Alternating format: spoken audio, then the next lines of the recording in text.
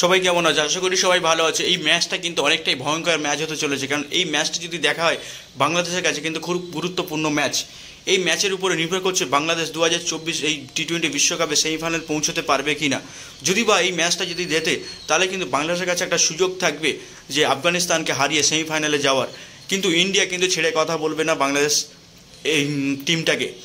এই ম্যাচে বাংলাদেশের যতটাই গুরুত্বপূর্ণ ম্যাচ, সেরকম কিন্তু ইন্ডিয়ার কাছেও এই ম্যাচটা কিন্তু খুব গুরুত্বপূর্ণ, কারণ ইন্ডিয়া যদি এই ম্যাচটা জিততে পারে তাহলে কিন্তু সেমিফাইনালের জন্য পুরোটা রাস্তা খুলে যাবে।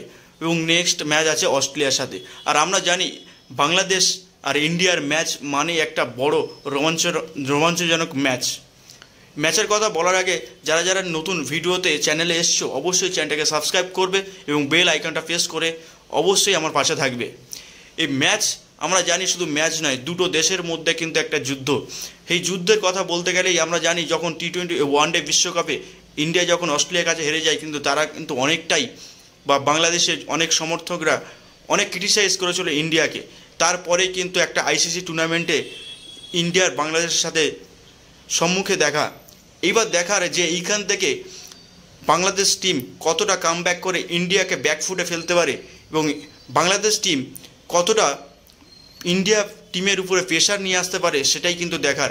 তার সাথে যে দেখার সাকিবুল হাসান কত সুন্দরভাবে তার দেশকে উইনিং জোনে নিয়ে যেতে পারে, এবং তার সাথে দেখার ইন্ডিয়া বিরাট কোহলি, রোহিত শর্মা, সূর্যকুমার যাদব, ঋষভ পান্ত এদের মতন প্লেয়ার কীভাবে বাংলাদেশকে হারিয়ে এই বিশ্বকাপের আরেকটা জয় তুলে আনতে পারে। এবং তার সাথে দেখার মুস্তাফিজুর রহমান সেই কাটার কত সুন্দরভাবে ইন্ডিয়ার ব্যাটসম্যানদের আউট করতে পারে, সেটাই কিন্তু এখন দেখার। এর সাথে সাথে মাহমুদুল্লাহ রিয়াদের কিন্তু দেখার কীভাবে আজকে টি-20 বিশ্বকাপে যে মিডল অর্ডার বাংলাদেশে যে ব্যাট করতো, সেই মিডল অর্ডার থেকে কীভাবে রান তুলতে পারে।